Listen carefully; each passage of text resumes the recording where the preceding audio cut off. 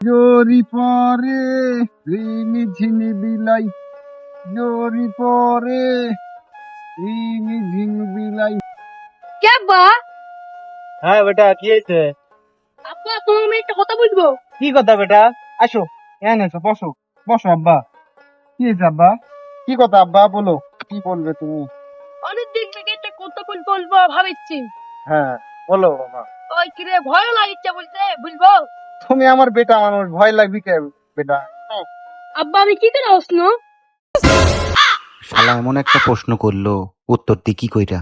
ও মেলা কাহিনী বেটা। ওই তোমার আর তোমার মা আর আমি এক জায়গায় বেড়াতে গেছিলাম, বুঝছো? হ্যাঁ। ওই জায়গায় যাই মনে করো যে একটা গাছের নিচে বসলাম, গাছ থেকে মনে করো একটা ফল পড়লো লাল। হুম। তো তোমার মা তো আমাকে দিতে চাইলো, আমি তো খাইলাম না, বুঝছো? হুম। তোমার মায়ের বললাম খাও, খাইলো। ফল খাই তুমি হয়েছো বাবা। তাই? হ্যাঁ ও তাই আব্বা? হ্যাঁ বেটা। আব্বা হ্যাঁ বেটা বলো, আর কিছু বলবে? আমি তো এমভাবে হইলাম, আর তুমি কি করে হয়েছে আব্বা? একটু বলো শুনি। ওই তুমি যেভাবে হয়েছো হুম। ওইভাবে মনে করো যে আমিও হয়েছি, বুঝছো? তাই? হ্যাঁ।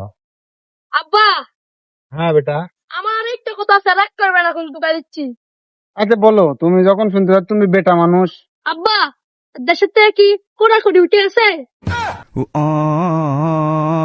ওরে বাপ, সব লেখাপড়া শিখে এসে